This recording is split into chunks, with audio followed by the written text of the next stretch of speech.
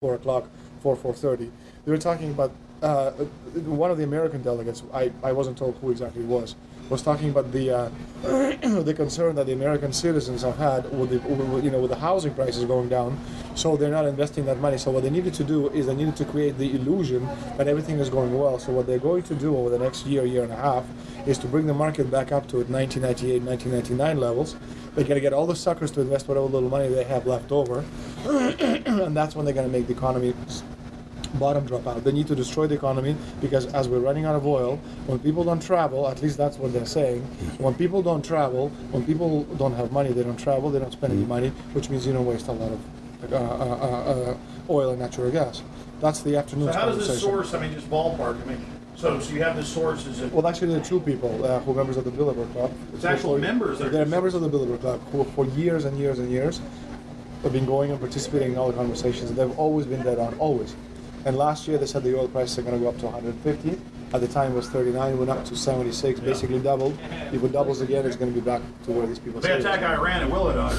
Year after year, Estelin and other reporters like Jim Tucker are able to report on future events with stunning accuracy, all because they know the agenda of the Bilderberg Group. The Bilderberg Group sits at the top of the world power structure. 125 of the richest and most influential individuals on the globe make up its membership. From Istanbul, Turkey to Chantilly, Virginia, we have tracked the elusive Bilderberg Group. Bilderberg always insist on a media blackout.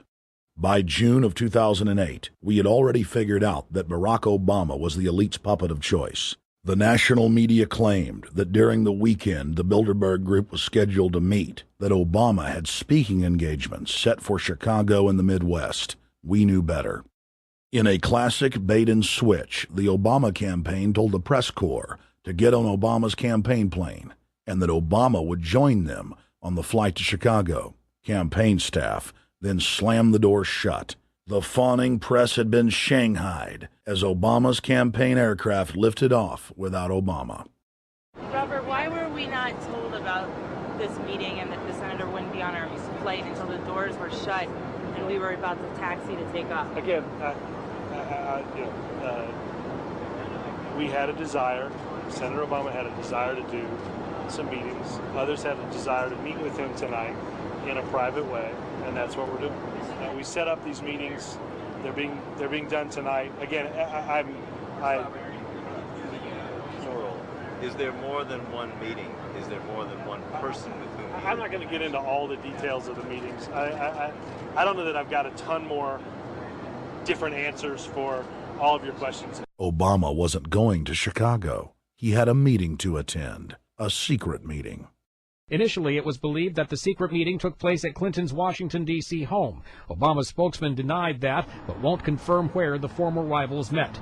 He also declined to comment on their topics of discussion.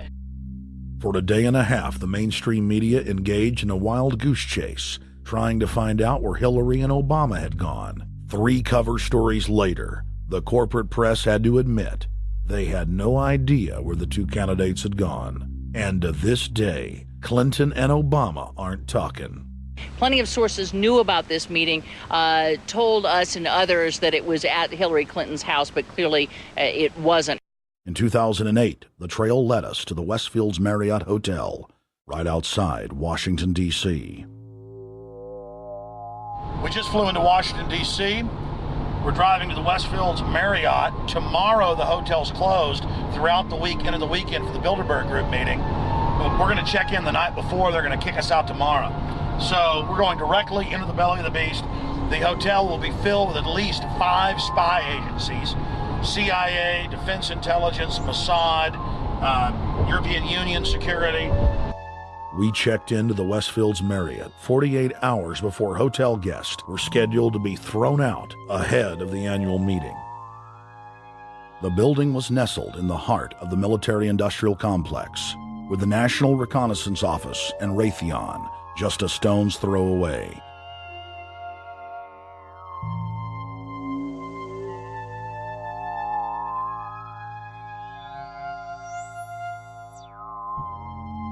The plan tonight is to try to not get arrested, dodge the security, get in there, get some footage of the elite arriving in the morning, because some arrive before they officially lock it down, and then getting out of the building.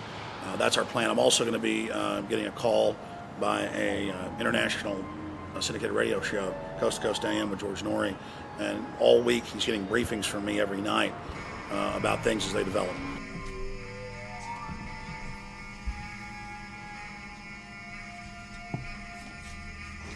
George, we're sitting here in the room. As the phone rings with your producer, Tom Danheiser, to put me on, the fire alarm goes off. So everybody is exiting the building. I know this is a setup. They timed it exactly when this happened. Open the door. I want them to hear the fire alarm. Open the door. I want people to hear this live to the 16 million people listening.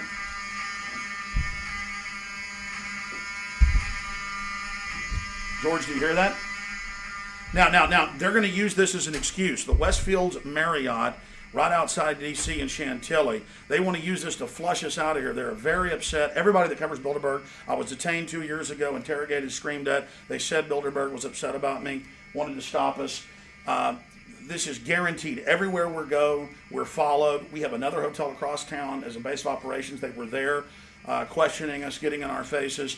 We're being followed everywhere. I need everybody's support right now. I pray to God they don't try to set me up. They may have tried to concoct this as some way to say, look, they didn't leave during a fire drill, assessing me, knowing I would stay and do the interview. But again, the moment the phone rang with Tom Danheiser, the moment the phone rang, the guys answered it, I'm standing there, the alarm goes off.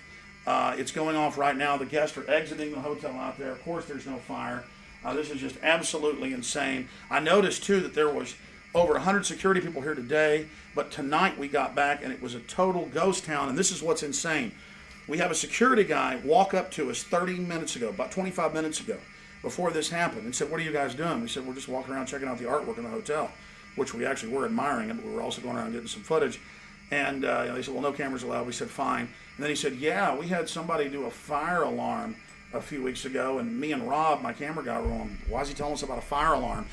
I forgot that part, George. These bastards have done this. I don't know how. They're planning to try to set us up or something, but this is incredible. We are here in the middle of this right now, George.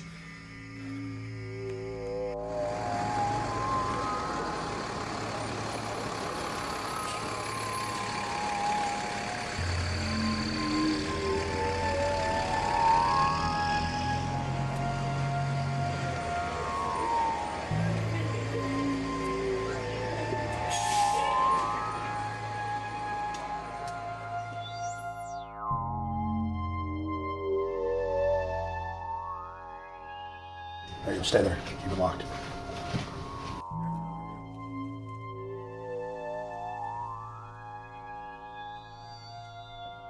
Let's go. Let's get out of here now, Richard. Don't screw around anymore. We got out of here on exactly the right time. Is this the way out? Yeah.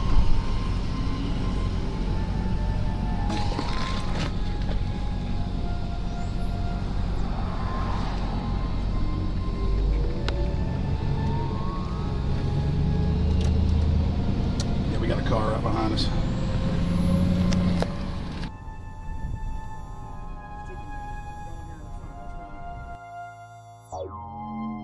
We made about, what, 5 turns and 6 turns, the same car's following us. Now looks like he's following us into a... He came out of Bilderberg, he came out of the Westfield. He's being a little bit subtle, but... Not too. There he is. That's him over there in the blue green car. Yeah.